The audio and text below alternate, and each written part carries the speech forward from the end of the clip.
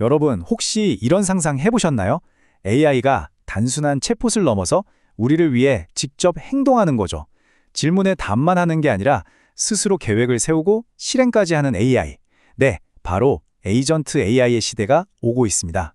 오늘 그 놀라운 가능성을 한번 제대로 파헤쳐 보겠습니다. 맞아요. 바로 이 질문이 오늘 우리가 이야기할 내용의 핵심입니다. 수동적으로 정보를 처리하던 AI가 아니라 이제는 우리를 대신해서 직접 행동하는 에이전트 AI로 넘어가고 있거든요. 정말 거대한 변화에 대한 이야기죠. 이 개념을 쉽게 이해하려면 딱 AI 인턴을 한번 떠올려 보세요. 이 인턴은 거대 언어 모델, LLM이라는 아주 똑똑한 두뇌를 가지고 있어요. 그래서 스스로 계획도 세우고 과거 경험을 기억해서 배우기도 하고 또 여러 소프트웨어 도구를 사용해서 맡은 일을 척척 해내는 거죠. 네, 바로 이런 AI 인턴들이 요즘 점점 더 많아지고 또 훨씬 강력해지고 있어요.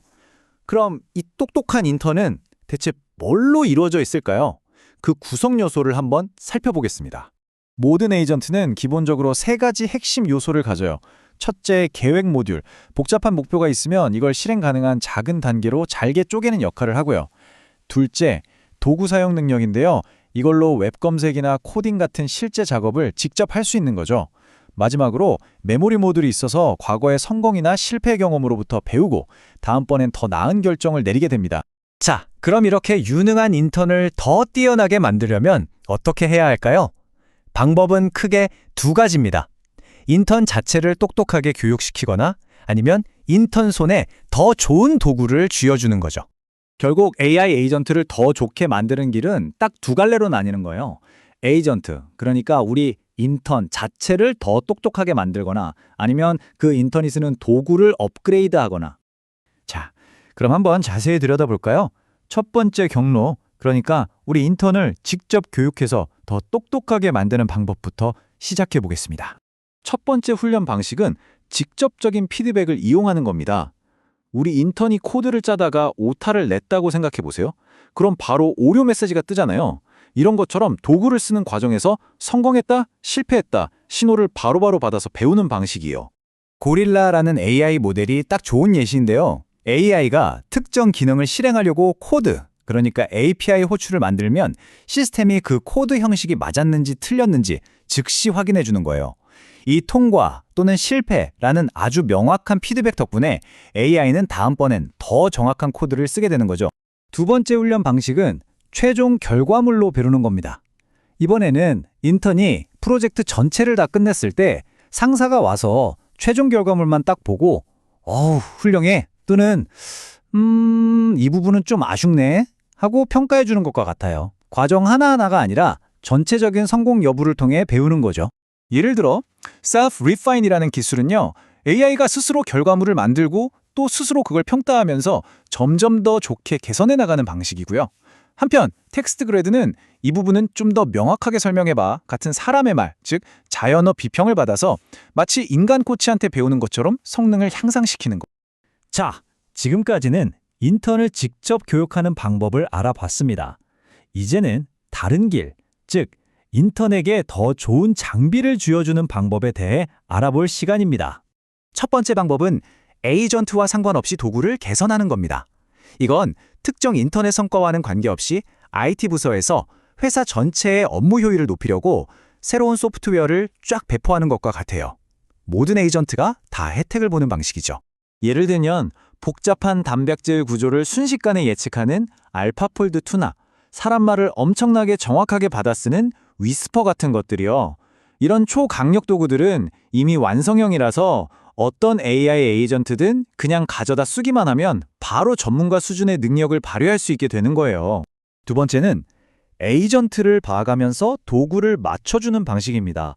이건 관리자가 특정 인턴이 어떤 업무를 좀 힘들어하는 걸 보고 오직 그 인턴만을 위해서 맞춤형 템플릿을 만들어주는 상황이랑 비슷해요.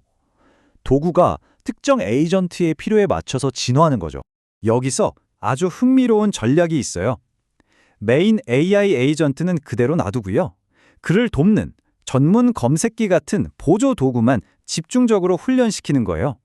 마치 유능한 조수를 키워서 주인의 업무 효율을 확 높이는 것과 같은 원리죠. 그리고 이 방식 정말 놀라울 정도로 효율적입니다. 얼마나 효율적이냐고요? 무려 70배입니다. 이 슬라이드에서 정말 흥미로운 게 바로 이 데이터 효율성이에요. 보세요. 에이전트 전체를 훈련시키는 방식 A2는 데이터가 17만 개나 필요했어요. 그런데 보조 도구만 개선하는 방식 T2는 단 2,400개의 데이터만으로 비슷한 성능에 도달했다는 거예요. 이게 바로 도구를 개선하는 게 70배 이상 효율적이라는 뜻입니다. 엄청난 차이죠. 이렇게 AI를 훨씬 효율적으로 똑똑하게 만들 수 있게 되면서 에이전트들은 벌써 현실 세계에서 정말 놀라운 일들을 해내고 있습니다. 과학 연구 분야에서는 방대한 논문을 자동으로 검토해주고요. 소프트웨어 개발에서는 스스로 버그를 찾아서 고칩니다. 심지어 생해학 분야에서는 신약 개발 속도를 높이고 새로운 항생제를 설계하는 데까지 기여하고 있어요.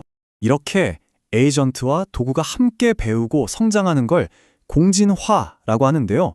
이게 엄청난 가능성을 열어주지만 동시에 새로운 숙제, 바로 안전이라는 문제를 던져줍니다. 그런데 이렇게 빠른 진화에는 새로운 위험이 따라요. 예를 들어 시행착오를 통해 배우는 에이전트가 목표를 달성하려고 중요한 시스템 파일을 지워버리는 것 같은 안전하지 않은 탐색을 할 수 있다는 거죠. 또 보상을 받으려고 주어진 일을 제대로 하는 대신 보상 시스템의 허점을 파고드는 기생적 적응의 위험도 존재하고요. 다행히 아주 간단하면서도 효과적인 해결책이 있습니다. 에이전트가 어떤 행동을 실행하기 전에요. 그 행동이 안전규칙에 맞는지 확인하는 안전 확인 단계를 하나 추가하는 거예요. 이 검증을 통과한 안전한 행동만 실행되도록 일종의 안전장치를 두는 거죠. 에이전트와 도구가 서로에게 영향을 주면서 함께 진화하는 이 강력한 피드백 루프, 이 끝없는 공진화의 과정 속에서 과연 우리는 이들이 만들어갈 미래를 맞이할 준비가 되어 있을까요? 앞으로의 변화가 정말 더 기대되는 시점입니다.